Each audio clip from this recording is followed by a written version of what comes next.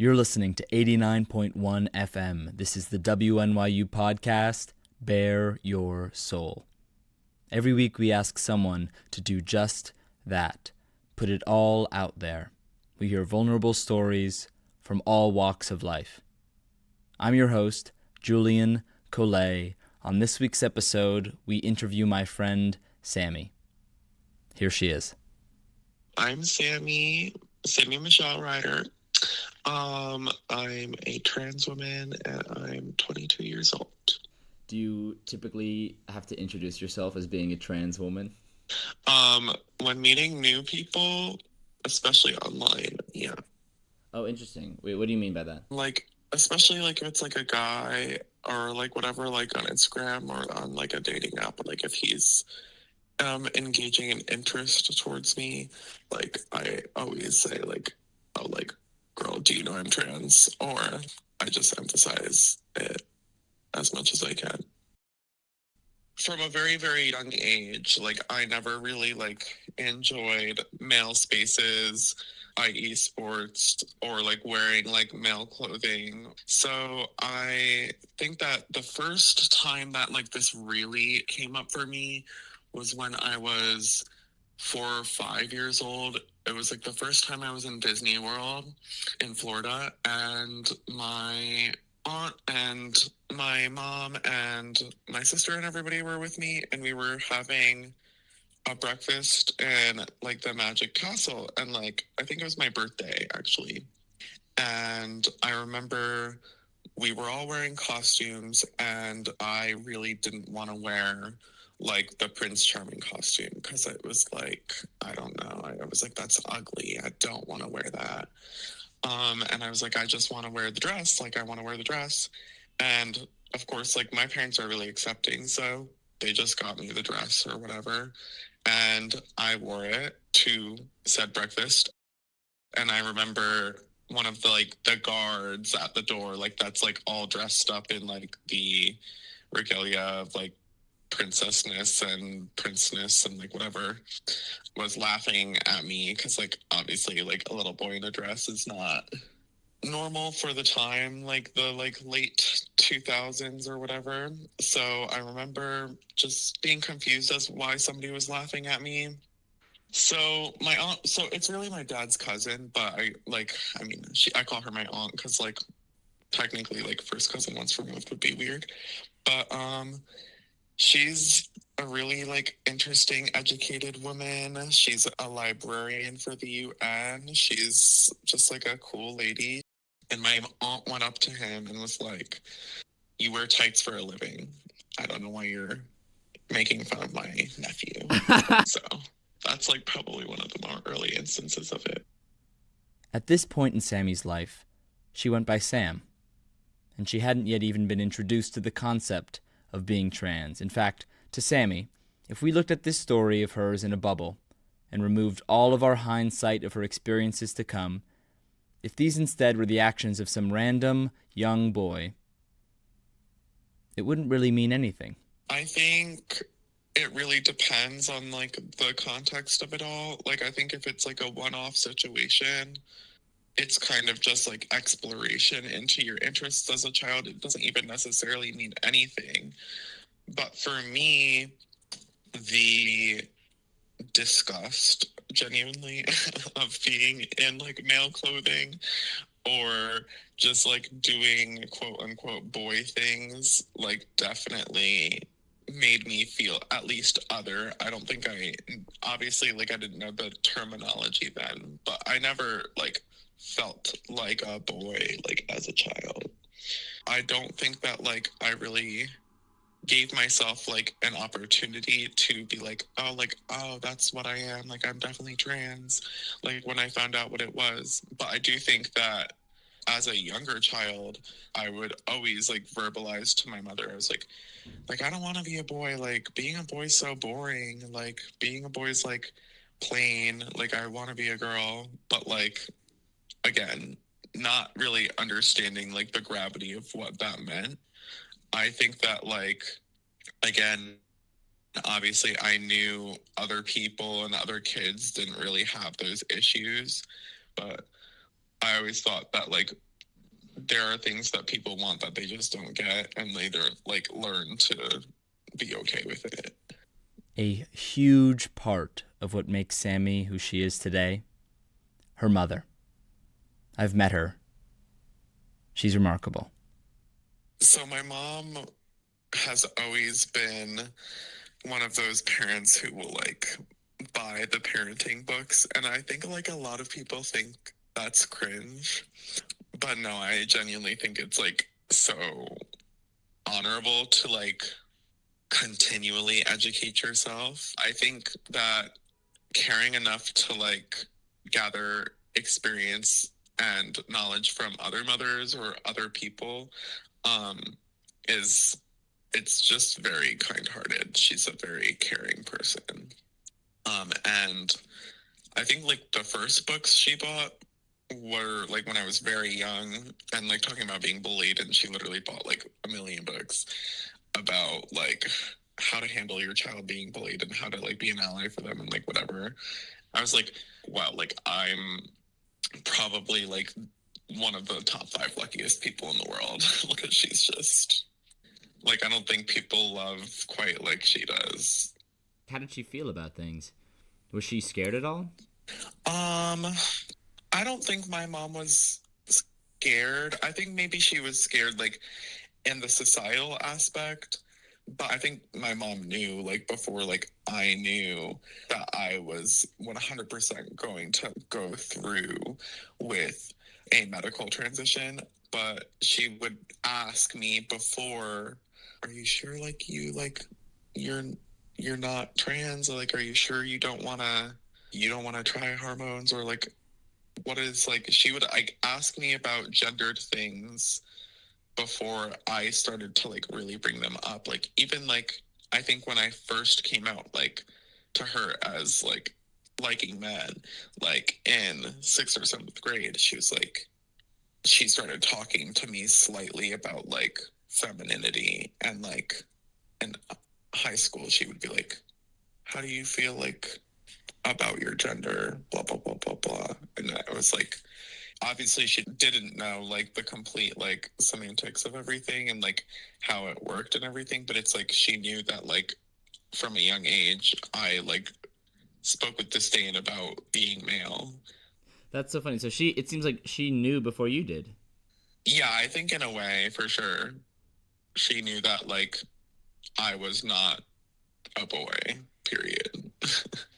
But I do think that it was still a little of a hard conversation for me because of like how long I feel I ran away from such ideas. And I do think that like it really came at like a time of like me feeling like I was like never going to be happy like in life, and like talking to like my mom like almost every day about not wanting to like do anything and not having any kind of drive, and like feeling like I wouldn't kill myself, but like hoping that like something would happen to me or whatever.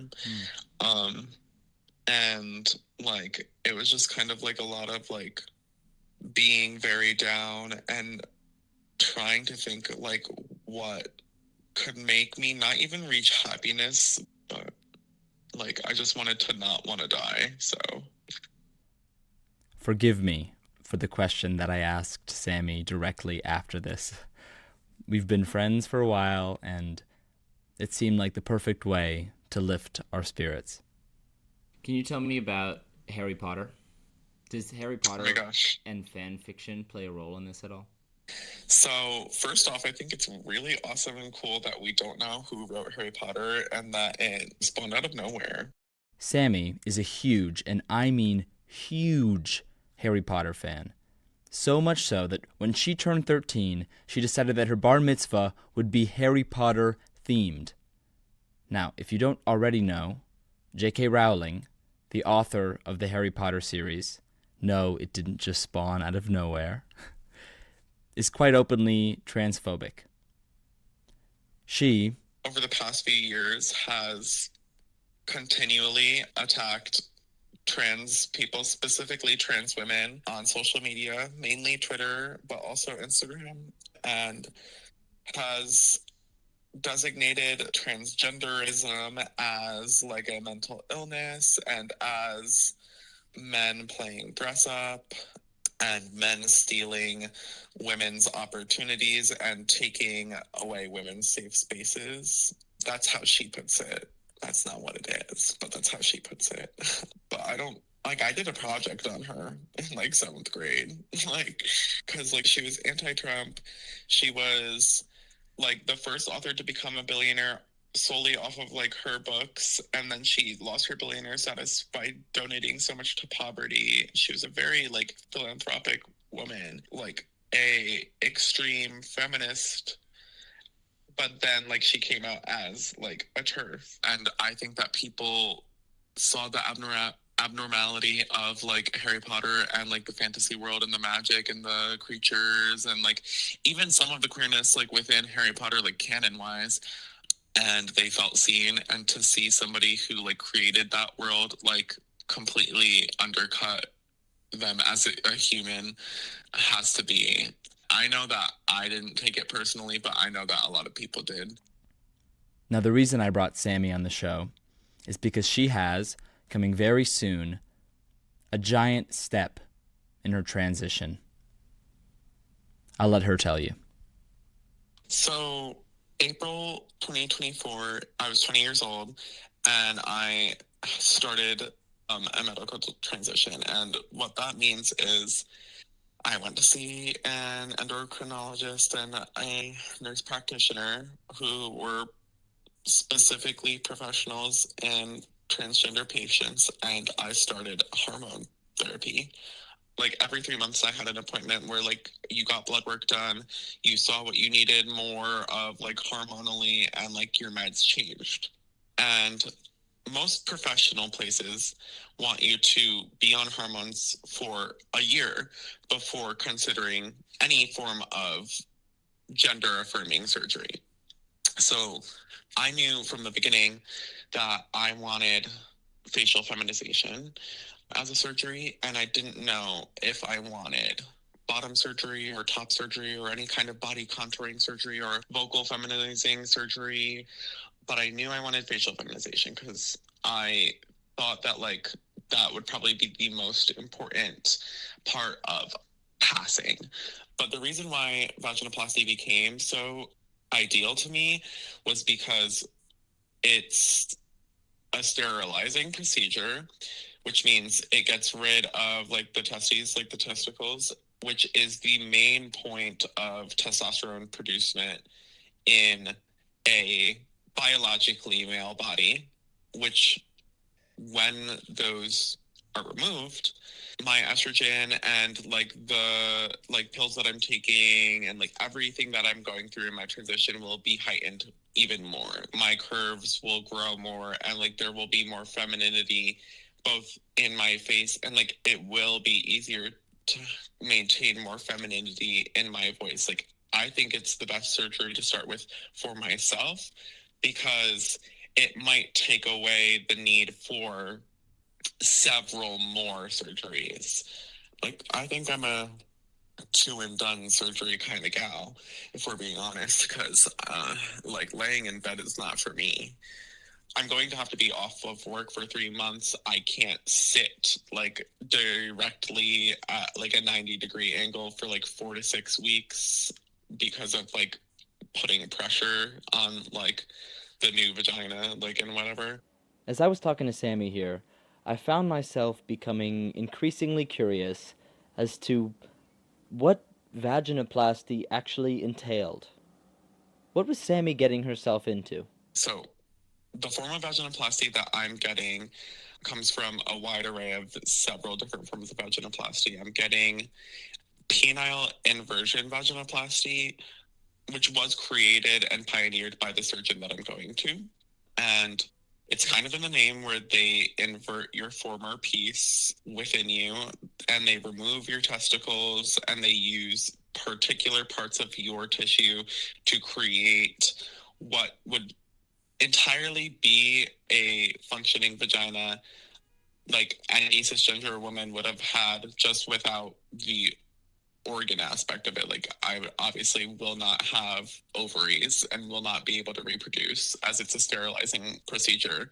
However, they use up all the tissue that they have, and they use what you have to create basically a fully functioning, not basically, they create a fully functioning vagina. And there are certain candidates who like can't do the method that I'm doing because they either don't have enough tissue or like. When you say they don't have enough tissue, do you mean to say it's too small?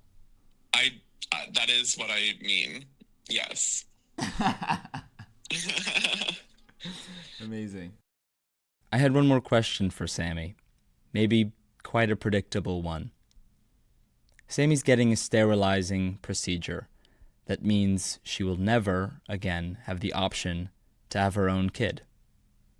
And I wanted to know, how did that feel? So I don't want to have sperm reserves specifically for like reproducing after my surgery. All of my doctors like have asked if I've wanted that. I don't want that.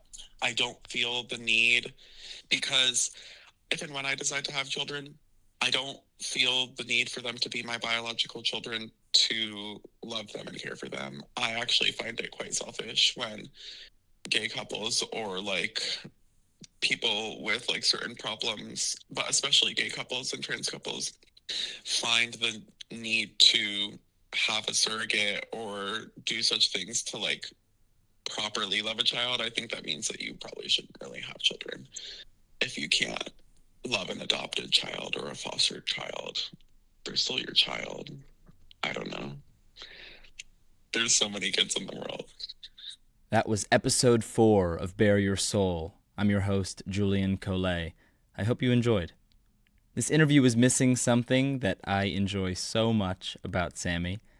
Something she has in common, in fact, with our last guest, Matteo. A complicated vocabulary made up of expressions I've never heard of. So I asked her to share a couple she uses today. Let's see if you can guess what they mean. So there's like fish, there's work, there's down boots. No, I couldn't either. I love it that way. And by the way, if you're listening out there, if you're tuned in to 89.1, I want you to do something for me. Right now. Text me. Get your phone out and I'll give you the number. I need to learn from what people make of me and my guests and our truths. So please, all strangers welcome.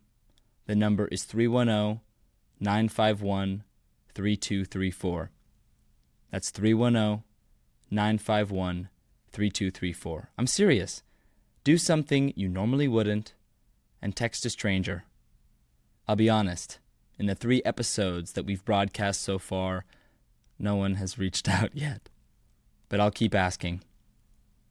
310-951-3234. You won't regret it. Thanks.